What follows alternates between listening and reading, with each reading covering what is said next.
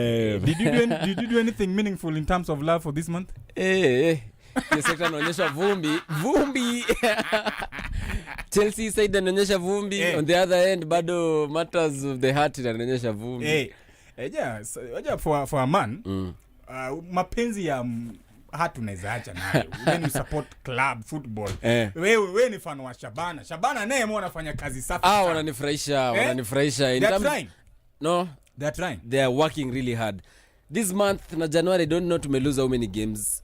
Kwanza February tumeshinda every single match. So you guys have won every game na bado mko like 9 points behind Gor Mahia. What's happening? Singoje kesho tumalizane na FC alafu utaniambia. But sasa pia games mmecheza mob. Achana na story ya games tumecheza mob. Wewe ngoja kesho tumalizane na. And of course my name is Kwanya Joshua. And you're joined by Hesbon Nyamari. For the first time we are doing a show together. No, this is the second time. Tulishafanya nini? Breakpoint. Tulishafanya breakpoint. Yeah. But of course for the first time we are doing watch along together with Hesbon hapa na anaona kijana hapa anaitwa Voke. Voke mmoja fan sugu sana wa Kogalo. Amesema before muanze show muombe Leeds washinde. Leeds washinde tena? Voke, just call us alafu uombe live on air. Weka maombi. Both of us sisi ni fans wa Chelsea, so tunataka Man City washinde.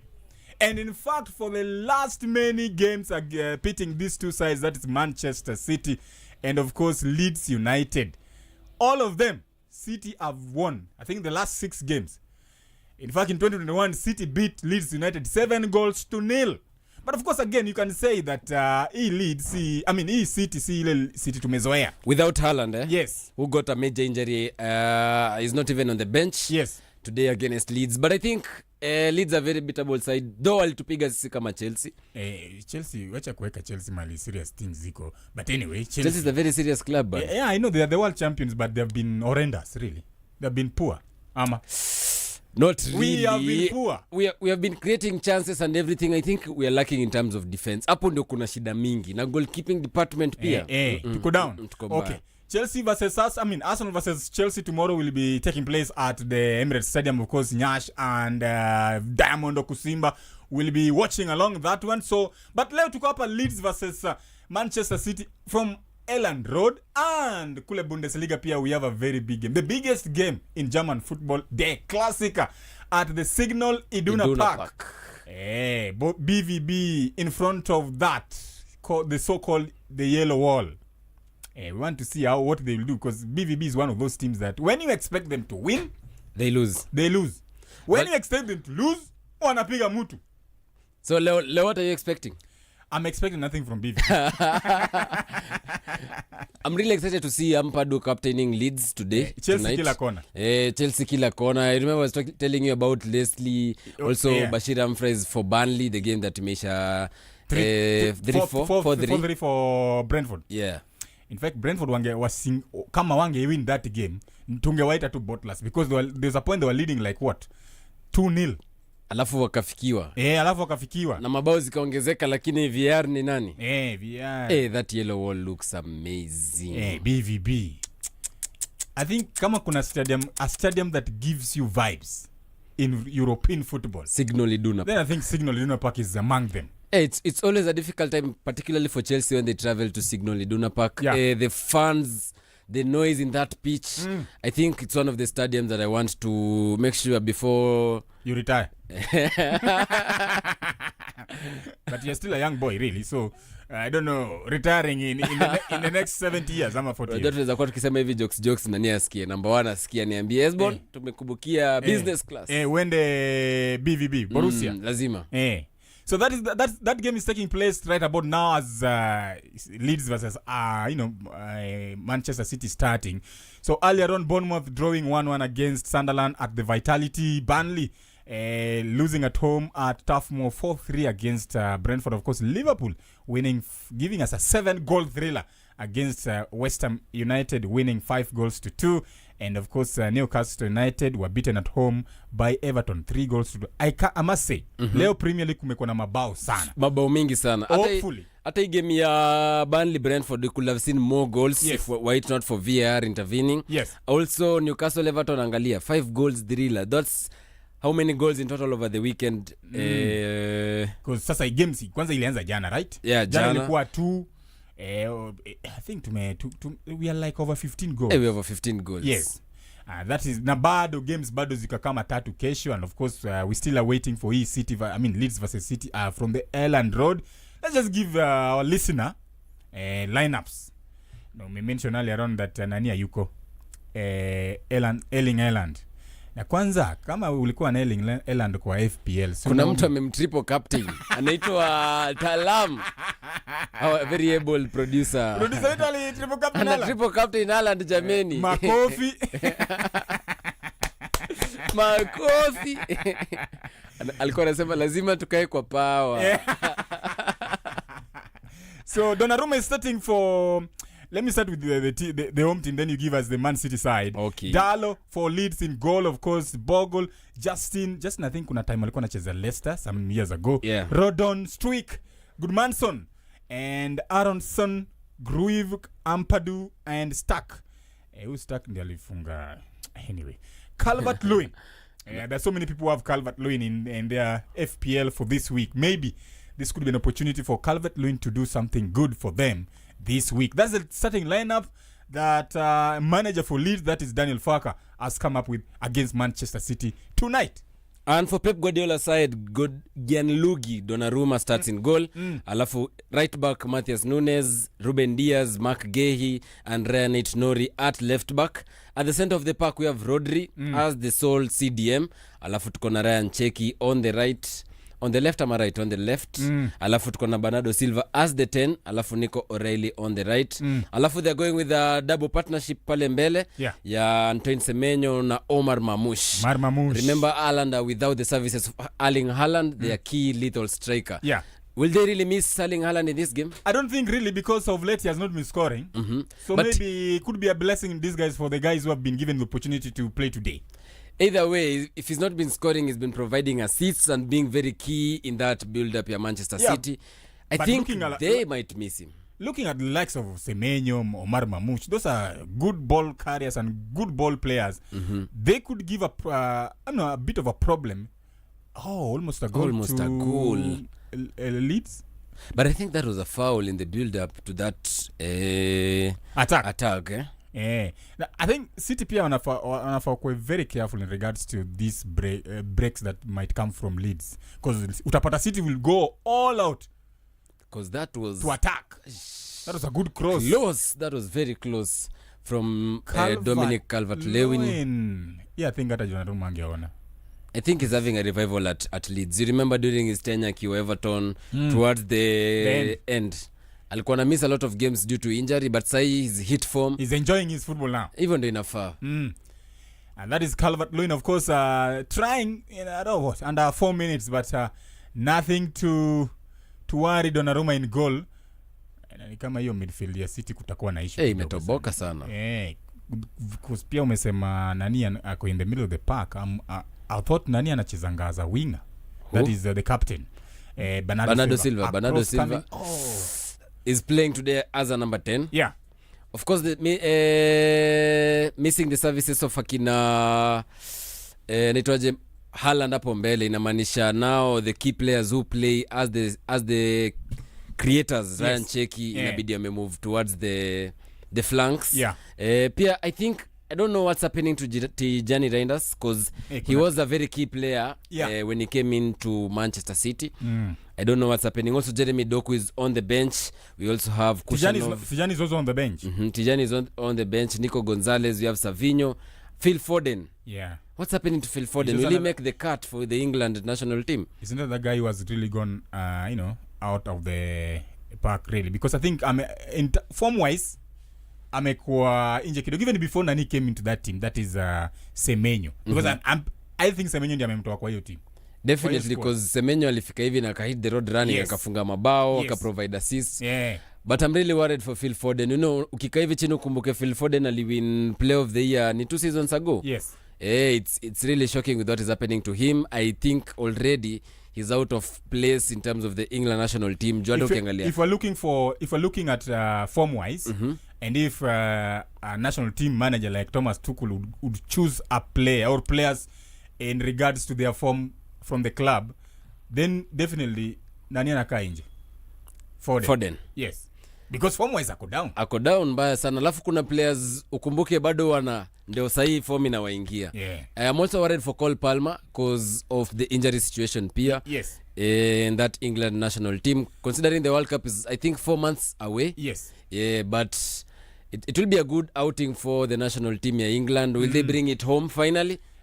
Since 1966 achana na England. Msema kidogo changamoto. Kuna kwanga tu na hype around that team, but they have a very good squad. Maybe you can also argue the fact that they have an experienced kind of manager who might not play the kind of football that England fans would want, like your entertainment and stuff, but serial winner. He's a manager who wants to win. You see, like he won Chelsea the Champions League, not because they were the best team in Europe really, but just being tactical and also knowing what you want as a manager. Beating in a final. Beating Manchester City. In as much as you can also argue that final, that you've finally Pep alitinka with his team. But that's football for you. That's football. How as a manager, tell me why Pep would bench Fernandinho, and I think even Rodri was also benched. Yeah, Rodri was not at Man City at the time. I think was he on the team sheet. But I remember Pep benched like 2 key players. Yeah. Fernandinho was benched. one of them. Yeah, because I remember people arguing that game. Tumlipiga Manchester City because they lacked a CDM. We could see how you're opening them in the midfield. but that's football for me because we take advantage of the other opponent's mistakes. Because sasa ukioverthink ni shida yangu. Nafaa nikukumbushe Pep bana ucheze na CDM. Pep aliamua ku overthink. Sa kapigwa and I hope Ateta overthinks tomorrow in the game against Chelsea at the Emirates. When was the last time we beat Chelsea? I think the last time we beat Arsenal at the Emirates Stadium, Thomas Tuchel was the manager. I think we beat them 2-0. Reece James with some good goal there. So it's been long. So usingoje sana. Wasema hii Chelsea yetu. And it's Semenyo being selfish kidogo pale. Uko na Semenyo? Uko na Semenyo kwa ya fantasy. But that would have been ruled outside for an offside. Either way, but I think that's a bit selfish from Anton Semenyo. Yeah. Angepiga pass to Omar Mamush and finish the game. Yeah, I'm just checking. You have to go and check. Rodri was on the bench. Fernandinho was on the bench. But Rodri was not a key player then. Because I think he had just signed from Atletico Madrid. That season Nako amecheza as much games. So he basically came in to replace Fernandinho in that role, right? Yeah. Let me also give you the lineup from Signal Iduna Park, because that's the game also we are watching in the Bundesliga. But that game, that game is available on SportyTV app. You can watch it live on your SportyTV app. That's absolutely free on your Play Store or App Store. Yes. Na quality na kuaga top. Yeah, by the way, on YouTube. YouTube pia iko, ndio? YouTube iko kweli? Najua on the SportyTV app definitely iko. Acha nikushow saa hii. Ni show. It's very important to confirm. Yes, it's on YouTube, SportyTV YouTube channel. Borussia Dortmund versus Bayern Munich. So really, you can't afford to miss the Der Klassiker, one of the biggest football match in German Bundesliga. But of course, again, ukiangalia Bundesliga pia si ati akina Borussia Dortmund are such a serious team. They're not such a serious. Hawa wase walipigwa comeback na Atalanta in the Champions League. Na tulikuwa hapa na Chep tukaambiana with BVB, you can't really predict them. You can't really even put your money on them. Na hapo ndio shida ya BVB iko. Because tell me how you're going into a match with a 2-0 advantage. Then bado unaenda kucheza expensive. Unaenda kufanya nini? Park the bus. Kwani hawa sasa wanaenda namba Mourinho? Alafu akapigwa 4. Mimi I think hata wangepigwa hata 2-1. Pia hiyo timu iko serious. Hata ukipigwa 2-1 at least makes sense. But unapigwa 4 BVB. And of course Kobel in goal. Emre Can is still playing. And he's the captain. Anton Skoltelbach, Couto, Sabista. Remember Sabista alikuanga Manchester United. Mecha, Svensson, Adeyemi, Beyer and Silva. That's the starting lineup for Borussia Dortmund. Job Bellingham is not starting in that BVB lineup. Alitoroka. In goal for Bayern Munich we have Ubig. Remember Manuel Neuer is out injured. Alafu right back we have Stanisic, alafu Pemecano Anta as the center back pairing, alafu Leymar as the left back. This squad is really injured in terms of the right back and left back. Alafu kuna Kimmich, Pavlovic at the heart of the midfield. Alafu kuna on the right we have Michael Olise, alafu Luis Diaz on the left. Serge Gnabry plays as the number 10. Alafu Harry Kane leads the attack as the sole striker. Harry Kane, for him, goal machine. With him, before a game ishe, always ongea because there are high chances he can score. Definitely. There are high chances of him scoring.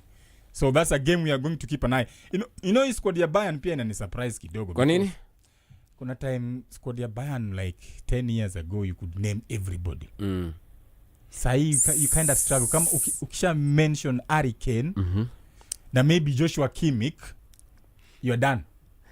Also we have to note that say I don't know if they are moving away from, because Bayern used to be a very key team in terms of the German national team picking players for the national team. Yeah. Because say angalia how many Germans are in that squad. You can count and that's not how tumezoea Bayern Munich, because kitambo vilikuwa nasema we could start from the goalkeeper up to the striker. Yeah. Most of them will make to the national team. Sai the team is made up of foreigners. I didn't know you remember Kim Min-jae? Yes. Sai is on the bench. There was a moment we wanted him at Chelsea. Leon Goretzka ko bench, Yamal Musiala ko bench. Goretzka kuna fununu pia anataka kutoka. But vile umesema Bayern kitambo you add like 60% of the German national team akina Neuer, Philipp Lahm, Jerome Boateng, team kina Schweinsteiger, Toni Kroos, Mario Gomez, all those were German first team members. And right now we are really that was almost a costly mistake from Upamecano. It's a goal kick. A goal kick or a ni goal kick. Yeah. That's a goal kick. I can't kick. wait to see the German squad. It should be a corner. And we have Julian Nagelsmann in the stands watching the game. Yeah. I hope sayo unajua for national team managers ni a very difficult time. Why? Because you have to be very careful, because players pia unataka keep the same steam yenye umekuwa nayo over a period of time. But remember, players have had a lot of games playing. Yeah. Kama sasa ukiangalia Jude Bellingham is out injured. Mbappe is injured. You know, uko very worried that will they make it to the national team. Utaki players wapate too many games pia. Yeah. Because angalia teams ziko Champions League. Manchester United hawezi relate. But teams ziko Champions League. Teams ziko Champions League say they are very worried. Yeah. And unaona PSG game walikuwa wachezea against Nantes. Imetolewa for the league 1. At Ligue 1. Ni league. Hiyo ndio French yako. French Jolly niambia but Kove atakuja kunicorrect. Sio French Ligue 1. Si 1 wewe. Si imeandikanga 1. Ni Ligue A. Yeah, so but your French League 1 pia inanibamba this year, because right now we are seeing akina Rennes wamekuja ku surprise PSG in that league really, which is also bringing a bit of competition in that league, because right now only 1 point separating the two teams. And I think PSG wamekuwa kizoea for some time that's already loans, by loans, now not trends, loans, yeah. By now wanakuanga washa walk away with the league, but it's a good thing that wanapata hiyo competition. Unajua mmekuwa mkiwaita Farmers League for quite some time. It's Farmers League. Pia wakikuja Champions League they don't do that well. In fact, by the way, talking of Champions League, hii team imetaka Chelsea sana. Acha wakuje, wanadhani watapata revenge. Acha wakam. Nasikia hata Vitinha alikuwa anasema they would really love to play Chelsea. Acha wakuje vile wanakuja. You remember, you know nani is out injured. They're number 8. What penalty? Is it a penalty? Ama iko nje? Iko nje. It's a free kick to Leeds if I'm not wrong.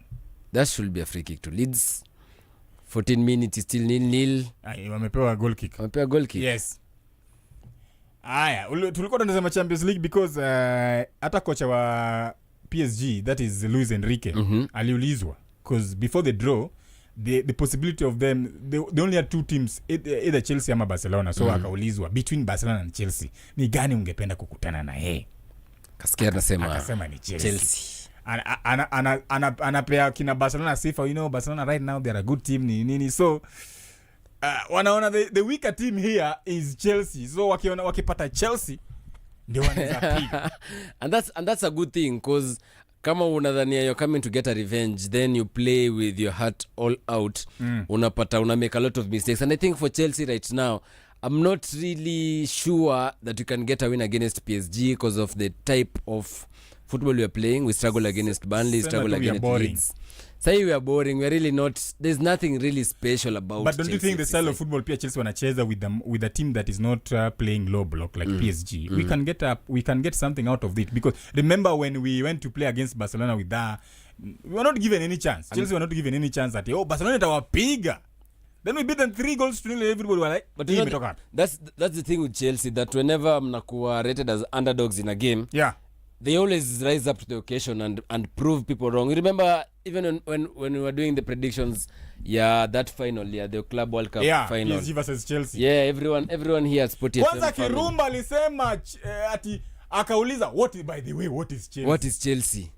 You remember? Yeah. Watu wanasema 4-0. Dominic Calvert-Lewin almost gave Leeds United a lead there, but of course I think the angle was a bit tight for him. That defense, Manchester City is really worrying. They have conceded a lot of chances so far, 16 minutes into the game, and you're seeing the chances going more so to the Leeds side. But I think if you're a Leeds fan, I'm a Leeds player, and you're missing those chances, City will come and punish They you. will haunt you. This type of chances is the one that you convert. You make sure that you convert them this early.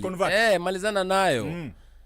Yeah, so 17 minutes gone at Elland Road, of course, still 0-0. Leeds versus Manchester City. Former champions of the Premier League, of course, wanataka win. As no Arsenal fans right now are just wanasema tu Leeds, tafadhali mushike tufanyie ile kitu. Mushike tufanyie ile kitu. But ajui sisi kama United opposition tuko nyuma ya Manchester City leo. I was thinking, by the way, when you're talking about Arsenal, Arsenal have an easy... that's a good shot, but of course, easy take from Gigi Donnarumma. You can't beat Donnarumma that easily. Arsenal have a very easy route to the final. But I saw that and I was like, kama kuna nafasi, kama kuna the year they have to win the Champions League in this one. In this one. And if they don't win it this year, I don't know if they'll ever do it. There's a tackle from Kule BVB that looks like... Oh, that's a red card. Shoulder back. Like. Can we say he got the ball first? Not really. That is very dangerous from shoulder back. Is that the follow-through? But either way, that's very dangerous for the opposing side. Let's see what the referee will decide, because the tackle was dangerous on a Bayern Munich player who is now down, being treated. And of course, I think the referee is communicating the VAR official just to confirm what kind of punishments will come after this. But the tackle was not. That's a red. BVB is doing BVB things. That's too high. That looks... I think from the first look, it's just a red card. That's a clear red card. And it's on Kimmich. It looks... Let's see what the referee is going to decide. The referee decides. Ama natumwa kwa monitor. But sahi we are seeing the players wako very agitated about it. But red card at this time, bana, pia inaribu... In a derby. In a derby like this. Inaribu game. We don't want to see a red card. Tunataka mtu apigwe kama anapigwa 10. Apigwe na watu 11. 11v11. Yeah, but sasa if they get a red card, that is... Skoltberg, ama? Shoulder back. Let's wait and see if the referee will decide kama ni red ama ni yellow. Receiving consultation from the VAR. It's I think ametumwa kwa monitor. Yellow. It's a yellow. That's dangerous. Foul. I don't understand how that's a yellow. I think Anton Taylor would give red. Definitely. On first glance. But on his defense, you can say he caught the ball first. Got the ball first. Then I think it's the follow through that hit the man. But you see, that's very dangerous play where your boot is too high. No, tunacheza nini? Ball. Tunacheza ball. That would have been in a Premier League game. Anton Taylor anapeana red. Yeah, you need clear red. Hata Michael anapeana red. But again, if the ref gave red in the first instance, I think VAR would have not intervened. Yeah, VAR would not intervene. I think from the position where the The referee was I think he caught the ball first and he was like aliona hiyo another chance gone begging for Leeds United. Leeds they might lose this attack after attack, and you see these are very silly mistakes from Manchester City defense, Ryan It-Nouri there with a clearance that was not just out. Clear out the ball. just clear out the ball. Anataka kupatia Arsenal kitu. Nilikuwa naangalia route ya Arsenal kwa Champions League. Uko nayo? Hebu tusome. Arsenal are playing Bayer Leverkusen in the round of 16. Alafu after hapo they can either meet Sporting or Bodo Glimt at the quarterfinals. Alafu hiyo side yao iko na Newcastle, Barcelona, Atletico Madrid, Spurs, Bodo Glimt, Sporting Lisbon na Bayer Leverkusen na Arsenal. So teams ngumu hapo ni Barcelona na ATM. Between those teams there is only 5 Champions Leagues. Na pande hii nyingine kuna Champions League mingi sana. Real Madrid 15. Real Madrid 15. Chelsea zao 2. Man City hata wamekuja wakapita yao 1. Liverpool wako nao 6. Bayern wako na 6. PSG hadi wameshinda 1. You see they have a very easier route to the Champions League. If I were Arteta right now, I think ninge shift focus from the Premier League ni focus on the Champions League. Champions League hata Bayern wanaweza watoa. Usidanganye watu wa Arsenal. Ni reality kwanya. Sasa wanataka Premier League. Hiyo ndio nawataka. Sasa wewe ungekuwa fan wa Arsenal. Gani ya reality? Unataka Champions League sana Premier League gonna reality because right now they are what? They are 5 points ahead of everybody. Just win your games. But this is a knockout game. You have a higher chance of winning a knockout game. Now that's the challenge with knockout football. Si Chelsea tulipiga Bayern PSG na final. In a final. Nobody knew. So nobody expected us to get even to the final. That tells you with something with the knockout football. You never surety. Sometimes I think at a form pia haikwangi. It doesn't matter. And it's how you prepare for that one-off game. There was a caller jana alikuwa anaitwa Nash, nilikuwa nasikiza The Sport Express. Alikuwa anasema BVB watapiga Arsenal na wanyamazishe in the Champions League round of 16. That is Bayer Leverkusen. Seta Diamond alisema hapa. Unajua whenever Diamond calls for that's a bad cross, really. Bad cross from Olise. Olise can do better. But look at the yellow wall at the Signal Iduna Park. Wow. And I think yellow wall enda kama manager kama Jurgen Klopp. Imagine you have Jurgen Klopp with a psych. You remember during his tenure at BVB akiona kina Aubameyang na hata Lewandowski alikuwa proper winning side. I remember the Champions League final 2013 where Bayern beat Borussia Dortmund in the final. And then sasa it is from there the following season now nani akatoka BVB akaenda Bayern, that is nani Lewandowski. Nakumbuka wakismailiana na Makoreus. But that squad was a very good squad. Walikuwa na Matt Hummels. Yes, Matt Hummels, fantastic defender. And even Royce was a good player, but I think shida zake zilikuwa tu so many injuries. But he's a fantastic player. A very creative player, even for the England national team. German national team. Do you support England really? No. Wewe ni fan wa England? Messi fan wa England. Mimi sahi unaona timu gani World Cup by the? Sahi niko Morocco. That is Lima later. Sahi niko Morocco. Acha na Morocco. Na Senegal. Joshua Kimmich. Straight to the goalkeeper. By the Joshua Kimmich, he was a defender, right?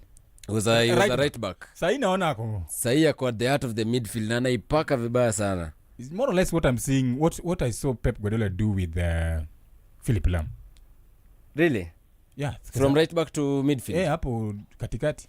And I was like, Philipp Lahm of all the players. Si hapo ndio Kimmich akaanza kupata time? During his tenure ya Pep Guardiola at Bayern Munich. Yes, pole. That is Adeyemi. It's a free kick. But I really like players who are very versatile in terms of they can play different positions. We see it with our captain Reece James at Chelsea. Sometimes he can play as a defensive midfielder. Sometimes but that also brings an issue. We don't utilize a player's potential fully. Not really. I disagree. Mtu kama James, we know naturally he can play as a DM, he can play as a right back. But if he's fully fit, where would you want him to play? As a Chelsea fan. If he's fully fit, I definitely would want him to play as a right back. Because that's where he's potentially that's where he's good. Yeah, that's because you remember during Thomas Tuchel while at Chelsea you could see him a high flying right back wakiwa na Chilwell on the left. Yes. You could see them play the type of football that you want from a right back. He was touted as one of the best right back then. I think Arasa is there. He's the best right back in the Premier League. A fully fit Reece James starts ahead of everyone. Tulikuwa hapa na Nyasha ananiambia Timber is better than Timber ni nani? Timber tumemwona tu this season pekee. Na Timber hata kwanza ni center back, si right back. Ni vile atata amemlazimishia. Maybe you can say Timber because Reece James yes, BVB takes the lead. BVB takes the lead. Scholterberg, the guy who we thought would go. Oof, what a goal. He jumped in front of the yellow wall. Amazing scenes. Yeah. At the Signal Iduna Park. Kovac, the manager for BVB. And of course, BVB taking the lead on the 26th minute at the Signal Iduna Park from a free kick, and Scholterberg rose above everyone and scored to get the goal, the first goal in the day classic. But BVB, I don't understand why a player from BVB would celebrate having scored a goal, but we know BVB can. We know they might even lose this game for 5-1. If things remain the same, they reduce the gap to only 5 points. They come in second. Hapana, mambo ya reducing the gap achana. Imeenda. Hapana, hiyo ligi ilienda. Wako sawa. Hata wewe hiyo hii timu pesa, hii timu ya Bayern. Hii Bayern upewe sasa hii umanage. Thomas Tuchel alipewa. Hakushinda kitu na hakushinda DFB Pokal, hakushinda the Bundesliga, but alikuja Chelsea kashinda. Maybe hakupewa support vizuri. Hapana. I think he had everything in his arsenal to make sure that he wins it. Mambo tu ni vile likataa, but I think BVB, I like it when kuna competition in design. Hata kama ni 5 points sahi, you can see that BVB came to this game to try and get a point, to try and win the game. Because sometimes in these big derbies kama hii unaonaga some of the teams na comes na sit back, just ready for that 1 point, but right now you're seeing BVB fighting, trying to get the points. And even we saw from that very heavy tackle from Scholterberg, who has now come to score. Unaona red card vile ingeharibu game. And I'm waiting to hear from, should BVB go all the way and win this game? Nangoja sana kusikia from Vincent Kompany aseme his thoughts in regards to that tackle from Nico Scholterberg. Because I'm very sure he's not a happy man. Yeah, of course. You lose a game that a player who you thought should have gone out ndiye amefunga. Inauma. On the other side, 28 minutes gone at Elland Road, still 0-0 Leeds versus Manchester City. But you can say that after 28 minutes, it is Leeds who have been putting in the work against Manchester City. But of course, with the experience City have, you never know. And in the La Liga today, Rayo Vallecano versus Athletic Bilbao ended 1-1. Barcelona beating Villarreal 4-1. And going on right now is Mallorca versus Real Sociedad, and later on we'll be having Oviedo taking on Atletico Madrid. But this weekend there are so many good games in there. Very many good games. Because now we have the Classica, kesho tuko na Chelsea, Arsenal versus Chelsea. And then in the Kenyan Premier League we have AFC versus Shabana Neyemo. Alafu Tanzania tuko na the Kariakoo Derby. Yanga versus Simba. Yani football galo. Earlier on pia in the South African Premier League, PSL, we had the Soweto Derby. Yeah, where nani walipigwa sana 3-0. Kaizer Chiefs walipigwa 3-0. Walisha. It's the period of suffering.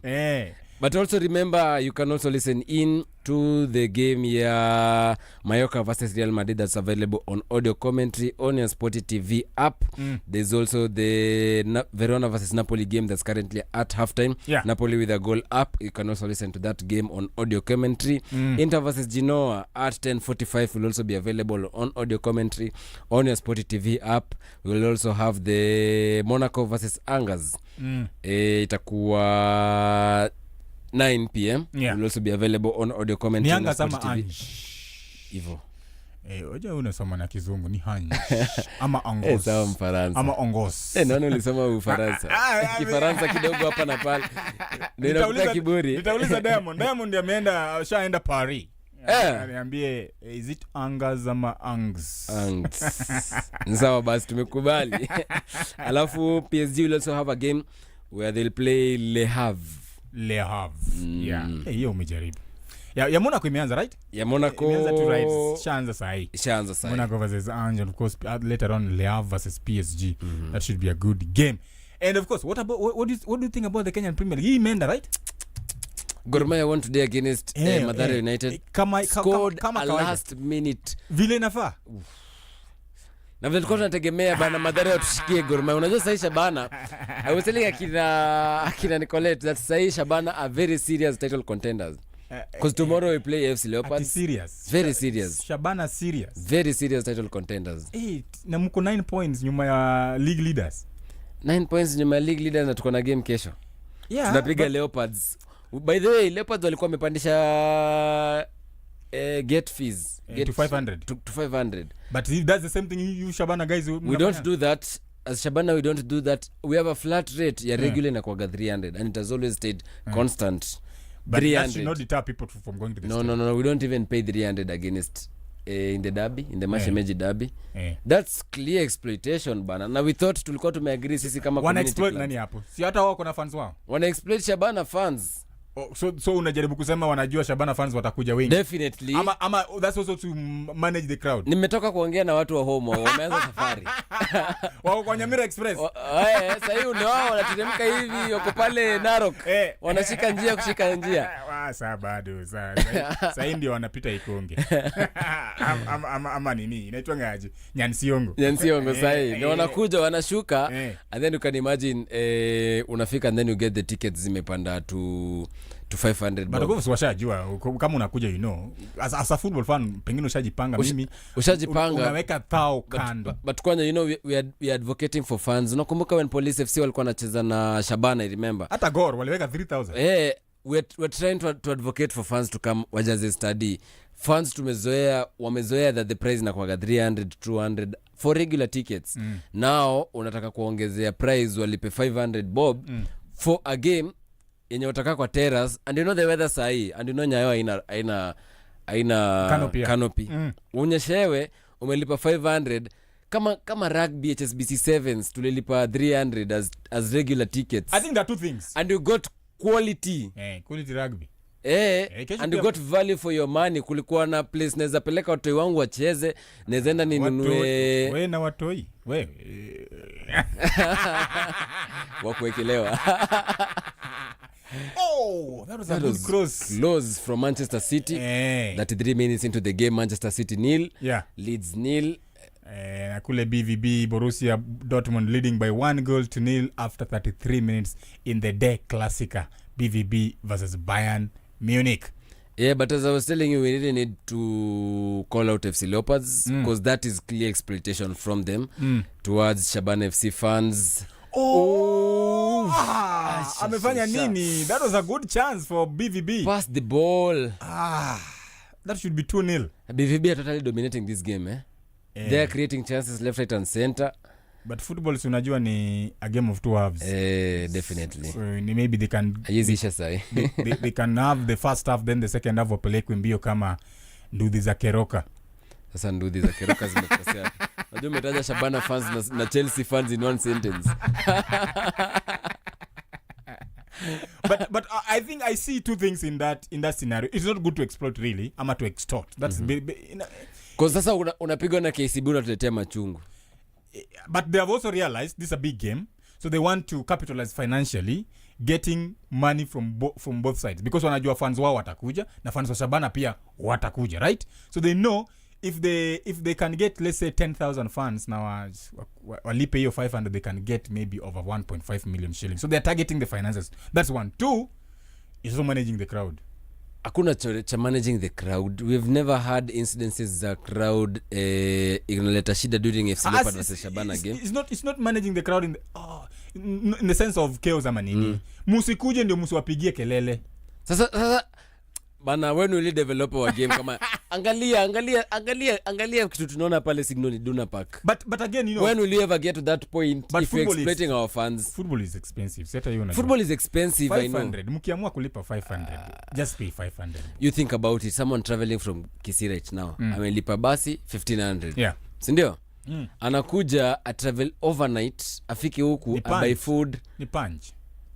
Entrance ni punch. Hiyo ni 2000. So amefika 3000, amefika 4000. As a fan ukikam Nairobi, so you're almost using 10000. Yeah. Atufai kufika hapo sasa wewe umesema unataka you have a dream of going to the Signal Iduna Park. You think utalipa 200 kuingia Signal Iduna Park? Hiyo ni different. Hii ni hapa home kwanya. Hii ni hapa home. Hiyo ni mimi na keve yangu ninanipeleka huko. Hii ni hapa home where we want to develop our football. We are asking, unajua tunakuaga hapa tukiambia fans turn out, twendeni grao. Let's fill our stadiums. Ndio tupate hiyo atmosphere. Ndio hata corporates when they look at it they want to invest in our game. We saw what happened during the HSBC Sevens too. Fans walikuwa wengi, different type, different races. Everyone was there. But I think mafans wa rugby hawakuenda because of entrance ilikuwa cheap. Rugby iko na vibe yake. Hata wangeka ticket 700 watu wangejaa bado. But for football, a game ya FC Leopards versus Shabana kama derby, mashemeji derby, watu wanalipanga 300 entrance. Why did FC Leopard find it necessary kuweka 500 as gate fees? That's where we need an explanation from FC Leopard. But again, si nyinyi pekee ni mnaumia. Tunaumia? No, si nyinyi pekee kama fans wa Shabana, hata mafans wa FC. Hata hao ni vile tu hawezi complain, but hao wanaumia pia. Cause nilikuwa naangalia tickets zimeuzwa ngapi. As of yesterday, Friday at around 6 p.m. Ilikuwa only 1200 seats. 1200 tickets pekee yake. That is terrace. Yeah. The whole stadium 1200. But of course I think Wakenya wanangojanga ile ya last minute gate. Unajua sasa kuna mtu anapigiana simu anangoja pesa yake kidogo. Ndio kesha akienda kwa stadium analipa tu kwa gate. So that game is taking place tomorrow at 4 p.m. at the Nyayo National Stadium. Remember FC wanasemanga ya kwamba Nyayo ndio inakonga fotea. Nilisikia ukisema wakitolewa Nyayo mambo yanaenda mrama. Ukitaka kupiga FC watoe Nyayo. Watu nilipaka worried about Shabana really. Hiyo game tungepeleka Kasa. Unaona unasikia hata wewe umenipea wisdom nitaambia. FC walipelekwa Wendo wakapigwa. Walipelekwa Bandari huko Mbaraki wakatoka sare. Juzi wamepelekwa na KCB Kasarani wakapigwa. Kesho I'm worried for Shabana. Acha nikuonyeshe kuna fan by the way wa FC Leopard alikuwa anasema kitu. Yeah. Chani kuchezea hapa dakika moja. And there's a time I also interviewed some of the FC fans. I think that was Mashemeji Derby beach just before COVID happened. Pale Kasarani. Kuna fan aliniambia hii game hata tunakuja kucheza hapa Kasarani atushindi.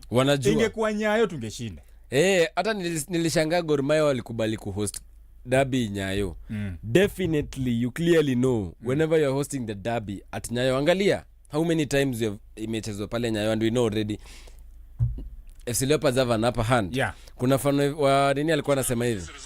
Is it correct to say league imeenda? Sijui. I don't know. Don't ask me nonsense also. Alikuwa alizwa, do you think FC Leopards can win the league? League imeenda. FC Leopard fans by the way, nilikuwa naambia kina Joe, unajua when the season started I told them we don't know who's going to win the league. Yeah. But we know who's not going to win the league, and that's FC Leopards. Yeah. And but now we know who's going to win the league. No, we don't know. If Shabana can win the league and Leeds on the counter, Donnarumma. City, that was also close. Attack upon attack. End-to-end football. Coming from the other side. 39 minutes gone at Elland Road. 0-0. Kule kwingine at the Signal Iduna Park. Time inasonga kweli. Still BVB 1, Bayern Munich 0. Let's also throw the Kenyan Premier League right about now is that Gor Mahia leading by 49 points, having played 22 games. Leopards coming second with 40 points, having played 21 games. And Shabana Nemo are third with 40 points after 22 games. And then Kakamega Homeboys 35 on fourth position. Then Police FC, tomorrow they have a game against Bandari. Na hiyo game yao was supposed to be played at 2 p.m. But I think wameangalia weather. It has now brought a bit earlier. Game itakuwa 1 p.m. at the Police Circle Stadium. and I understand because last week wakicheza against a PS Bomet, the pitch was waterlogged. Na hata ikuwa inaleta shangwe sana ku play football on that pitch. So that game Police versus Bandari kesho itakuwa at exactly 1 p.m. On the other side of the league really, of the table, Sofapaka at the bottom, Bidco 17th, APS Bomet, the newcomers in the league for this season, 16th. The last three will go down really, and of course the other side, the last three go down, first three in the NSL come up. And I'm really excited about this new format yenye FKF came up with, that hakuna hiyo mambo ya relegation playoff na ina confusion pia. Maliza bottom 3 go NSL. Because I remember last season Naivas wamekuwa kucheza back to back in that playoffs, and sielewangi the logic behind it. I don't know who came up with that idea, because there is no way a team in the NSL itapiga a team in the Premier League. It's so difficult. Ama hiyo playoff inafaa ikue kama unataka hiyo playoff, waweke playoff among the NSL teams. Among the NSL teams. What happens in the championship? Where we see teams zinacheza playoffs zinapata promotion. Because it was very difficult for the teams zenye zinataka kupanda promotion zikicheza against a team in the... That is like pairing. That is like putting Tottenham versus Wrexham. It's a very difficult game. Very difficult, ama kuweka mtu wa class 6 afanye exams na mtu wa class 8. It's a very tough call. I don't know who came up with that idea, because sikuwa naelewa the logic behind it. But now there's clarity, which is very good. And of course in the NSL, talking of NSL, earlier on we had Naivas beating Luanda Villa 3-0. Talanta beating Kisumu All Stars 5-1. Kibra beating Kavati 1-0. And then Mwatate wakiwa nyumbani kule Voi beat Gucha Stars. Gucha Stars, you travel all the way from Gucha hadi Voi mnapigwa. Hiyo ni timu nyingine pia. Si ni timu ya nyumbani. And game ya jana by the way, Mofa United were beaten by Mombasa United. I think Mombasa United have solidified their position as the league leaders, and they should be promoted. They should be promoted, because imagine the Mombasa derby. Mombasa United versus Bandari. Hiyo ni derby. Hata ina fans. Unasema derby gani haina mashabiki? Ina mashabiki. Bandari unajua wananga fans. Maybe Mombasa United might have fans. But I think italeta you excitement in Mombasa about football. And you know Mombasa United have not lost a game at home. Yeah, they have not even lost. They have not dropped a point. They have not even dropped a point. Hata draw party. 11 games played, 11 wins. So they have played they have won 14 out of 21. I was listening to an interview the coach Mombasa United, and he was talking about and he was talking about what they did differently, because you see kitambo Mombasa United, this is a team that last season ilikuwa na struggle na relegation. Yes, when you think about it, na sahi wao wako top of the NSL. They changed the transfer policy, because Mombasa United kitambo ilikuwa na sign players outside Mombasa. Sema tu walikuwa wananunua watu wa pwani. Na akasema unajua watu wa pwani kidogo uzembe. Wewe ndio umesema. Sio ni kocha alisema, si kocha nilikuwa nasema. Wako na upole kidogo, mwendo aste. Sema mbona nijitume? Kakango anataka nijitume. Tunajituma kwa nini? Akasema as long as unaleta mtu ambaye anajua ini shughuli, ini kazi. This is job bana. And you can see the difference that it has brought in. Sahi Mombasa United are on top with 43 points, followed by Mofa. I want to see Mofa in the Premier League sana, who currently sits second with 38 points. Alafu Migori Youth 37. Kuna kiwanja ya Migori by then natengenezwa inaundwa, which is 10,000 capacity. But still far. Sahi wanacheza Awendo. I think ni Awendo. Sahi wanacheza Awendo. But that side also we need a club from that side of the country. We definitely Tangu Sony watoke, it's been long. Sony Sugar. We need a team from that side of the country. Now Migori have a chance of being promoted. Equity Bank pia wanaka in the mix of that. But would you love Equity Bank? I wouldn't want it. I am one of those people who believe that football should be local. Or should be community based. Hautaki mambo community clubs in the league. That's the vibe that Mombasa wanajaribu kuleta. Mombasa United wanajaribu kuleta the coast thing. Right? Ata Migori Youth, I think itakam na fans wa that area equal like that region. Yeah, that region. Yeah. I think that is the way to go with our football, because we've really been struggling with clubs, the corporate clubs. Angalia KCB in the league. Yeah. Not winning anything, not providing the pesa wanazo hata grawa wajengi. Angalia Tusker is a big club, na ukiangalia the situation at Raraka sahi pathetic, hata sahi wa train pale. That's a club with the fans. Now I really don't like kuona these more corporate clubs in the league. There's a chance for BVB ama ni offside handball. Alikuwa na nafasi sana. Also kuna nani aliingia nani? Our guy Colin Sichenje in the 32nd minute. Lakini walipigwa against Wrexham, that is 1-0. Na Wrexham ndio nani anachezea? Zach Viner, who is also a Harambee Stars prospect. So walipatana watu wa home, watu wa nyumbani. Zach Viner bado haja change nationality. Yeah, but that's why I'm saying prospect. Tunafaa tunakuwa tushamconvince kitambo jameni. FKF melala kazini, and I think we've been lacking pale center of defense for some time. But I think defensive si hatuna depth sana, experience. Miki tunataka. What I think Kenya will lack Harambee Stars sana is a creative midfielder. A creative midfielder. Osto. You see, you've only mentioned one. I need proper number 10. Someone who can pull the strings. Someone who sees Olunga sha run anasha peana ball. I think we're struggling hapo. And I wish Duang was Kenyan. Duang is a joy to watch. I wish Duang is kama kuna player who is a joy to watch right now in the Premier League is Duang. Kuna time nilikuwa naambia a friend of mine that Duang is a better player than Osto. And it doesn't struggle. Anacheza so easily, simple, so swiftly. Hata passes zake simple, is a close. Man City on attack and Semenyo with the goal. On the brink of half time. 46 minutes. Yes. Manchester City 1, Leeds 0. Antoine Semenyo with a beautiful taken goal. Sema tu tap in. Wala ambao tuko na Semenyo pale FPL tishakula yetu. Mambo mazuri haya. The City, and that's what we said. Leeds had their chances, they didn't take those chances. And I think Nico really with the assist. Nico really? Or Mamush. Sio Chaki. Ni Nico ni Eitnuri. Ametoka from the left, from the defense, na kapeana an assist. Na alinyoa. Najua tumemzoea na nywele kaya kukurea. Yes, Semenyo now giving City the lead against Leeds United at Elland Road now. 47. I think we now at the brink of half time. Yeah, we should now go just for half time. And the other side wameongeza dakika 7. That is at the Signal Iduna Park, BVB versus Bayern Munich, and BVB leading by 1-0 in the day Classica. Remember, if you love the Tanzanian Premier League, kesho kuna Karioko Derby at the Aman Stadium in Zanzibar. That is Young Africans taking on Simba Wekundu wa Msimbazi. Pale Aman Stadium. I think it's half time. It's half time at Elland Road. Manchester City 1, Leeds 0.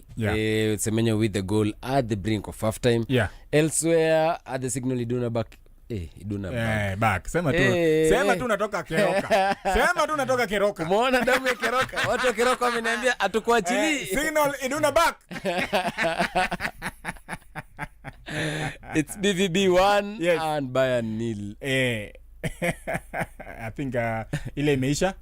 Acha tungoje hii itaisha namna gani. But we also want to take a short break to pumzika kidogo. When we come back, we have the second half of these two games, the Classica, and also to give you an update in other games that are taking place at the moment. Let me check.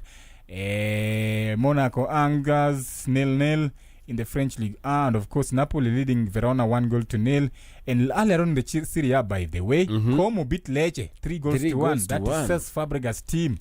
Wow, they are doing so well. That is Sasa Chelsea. Chelsea what Cesc Fabregas is doing at Como. No, give him time really. Kuna me I think what Nani is doing at Como tusimuharakishe na where kuna pressure mob. Wacha build career, a build jina, a build profile. Unasema ingekuwa the same situation ya Amorim. Yes. Amorim was doing so well at Sporting Lisbon, then very well. Then Man United came. the pressure at Sporting is different with the pressure at because you remember he won the league and they're scoring goals. Victor Gyökeres has Victor scored like Gyökeres 70 was goals. banging goals. Yeah, so I think akapiga Man City 4-0. hata his huyu last kocha game. wetu Liam Roseny, I feel like We set him up for failure. not really. I think alikuwa overambitious. Emre Can is off Emre Can is off because I think he's injured. He's The captain is off. You can see he's crying. You understand because as a player, as a captain, these are the games These that are the games you want to play. You want to Yeah. lead your team to win such a very big game, Yeah. a derby. So the captain of Borussia Dortmund, that is Emre Can, has been substituted because of an injury, and they're still leading by 1 goal to waliongeza dakika ngapi? Saba. You played 5 of them, and Como now sitting 5th with 48 points Above Juventus. Yes, and I think Cesc Fabregas is really doing a good job with that team. Of course, he's the manager and he's a co-owner of that club. Yeah, co-owner of that club as well. Yeah, I think wacha tu ajiestablish hapa. And I think hata nani huyu legend wa Barcelona, that is Xavi Hernandez pia alitekea job ya Barcelona a bit early. Jijenge kwanza. But he won them the La Liga. Yeah, but that is Barcelona. What is expected? It's the same thing. If Fabregas came to Chelsea today, tutamwekea pressure tuchinjie ligi. Yet the system that is there at Chelsea is not set for winning the league at the moment. Currently, I don't think we can. Because we are not even going for players who are will win us this season. Yeah. Ni building a project that I don't know when it will manifest for us and at least win us something. Yeah. Because I think we can only perform well when it comes to knockout games, because knockout games it doesn't depend on form or anything. It's how you're coming on that day. I don't think with 38 games we can challenge for anything sahi as Chelsea. Alafu mnajaribu kucheza opira safi, then mna struggle. Opira safi mnagonga kaise, that's a good ball. Oof. And BVB wamejaribu kushika Kane sana. We're not getting the opportunities that we would have wished for. Look at the defender celebrating for a tackle. Just clearing the ball outside. It's a goal kick? No, it's a throw-in. Look at that. Put in the leg. Ndio sasa Kane asipate. Hivyo ndio inafaa. Derby inahitaji hivyo. In front of the yellow wall. Joshua Kimmich with the corner. Just about few seconds for the to half time. Let's see what they can do. I can see I can see Ken. We can see Upamecano. A good corner. Parried away by Kobol. There was a moment Chelsea wanted Kobol. Nakumbuka. How many free kick? The free kick. Free kick in favor of BVB. Yeah. I think Ken alishika Sabista. Ken anataka kunyonga mwenzake jamani. Unajua the same thing ulikuwa unasema about coaches moving too soon. I think for Sabitzer moving to Manchester United too soon for him. All right, it's now half time at the Signal Iduna Park. BVB leading by 1 goal to 0. Goal that was scored by Skolter, and it took a Skolterberg in the first half. So we take a short break. When we come back, second half for these two games, Borussia Dortmund versus Bayern Munich, the classic, and of course Leeds versus Manchester City, live from Elland Road. Wacha tusikie the great Joseph Hill akikwambia Ja Rastafari.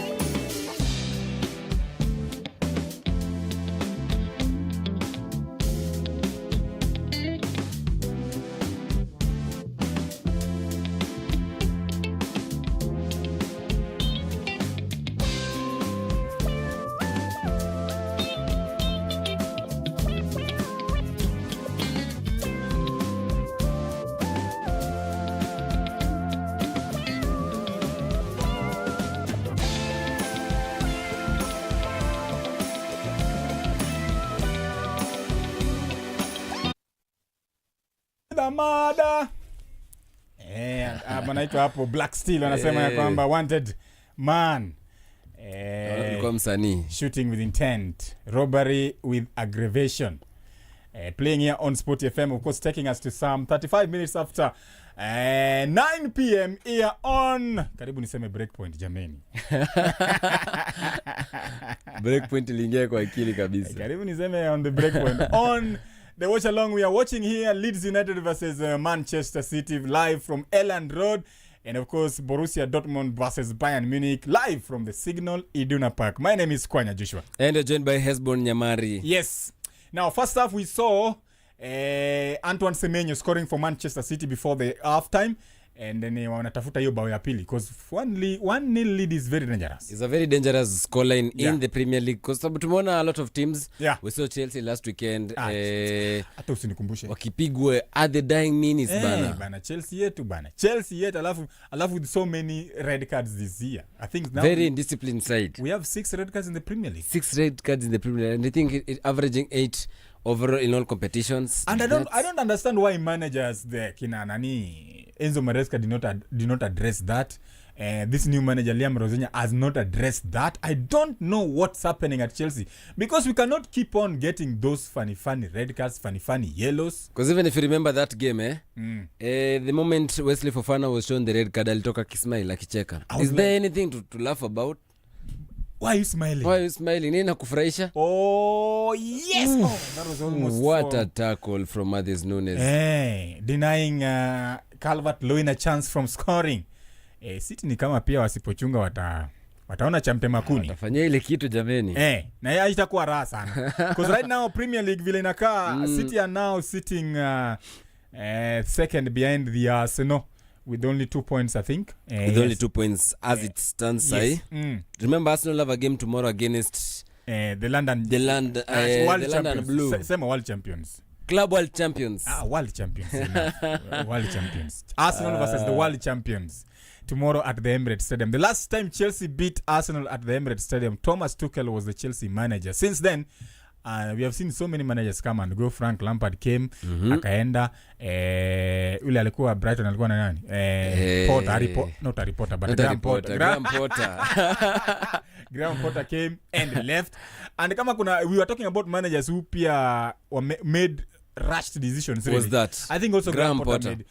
But pia in their defense wanasema Chelsea is a good opportunity. Chelsea is a good place ukienda if it works for you, CV yako inapanda. Yeah, definitely. And then you see, pesa pia unapata.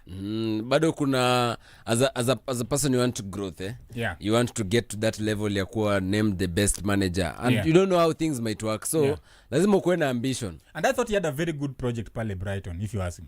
Yeah, you remember kina Caicedo played under him. McAllister, kina nani Gross, Pascal Gross was there. They had, and even Sanchez, Lewis Dunk, alikuwa his best, Kukurea. Sanchez was also there, so they had a very good they had a very good project there. And I think when Chelsea came, akaona this is a good opportunity. Yes, it's difficult. Oja, when you are leaving a smaller team to a more bigger team, unaendanga ni kama umeanza safari. Ujui utafika. Alafu ujui it's working on a very dark road. Ujui what to expect. You don't know what to expect, So unaenda tu na roho yako unasema Mungu nijalie. Nimekuachia hii. Nijalie. But football doesn't work that way. Football is a very brutal game and we've seen managers struggle. Ndio nasemanga kuna managers wa mid-level teams. Mid-table teams. Unaonaga managers who can excel in a team like Crystal Palace. We have akina Roy. You remember? Mwenye alipewa kazi pale Liverpool ikaenda Roy Hodgson. Mambo ikaenda mrama. There are managers who work best. Hata Oliver Glasner mkileta Man U mtaumia. Watateseka. Na tumewaona. Pia pressure ya Man U is very different. But is Man U a big club? BVB with a chance at DM. What is he doing? Unafanya nini? It's a corner. Amejiumiza. I thought he would shoot that haraka bana. Wafunge. BVB need to score. And again also in the first half I think Bayern were very lethargic, really, not creating anything meaningful. And I think they need one of our muke sasa in this first half. Harry Kane, not the Harry Kane that we are used to in this league, but of course Harry Kane being a top striker He just needs one chance. For striker who's that clinical na level ya Hurricane, doesn't need a lot of chances to score. That one chance, and they have Nicholas Jackson on the bench, by the way. World champion. World champion. Manchester City, Oma Mamush. Almost doubling Manchester City lead.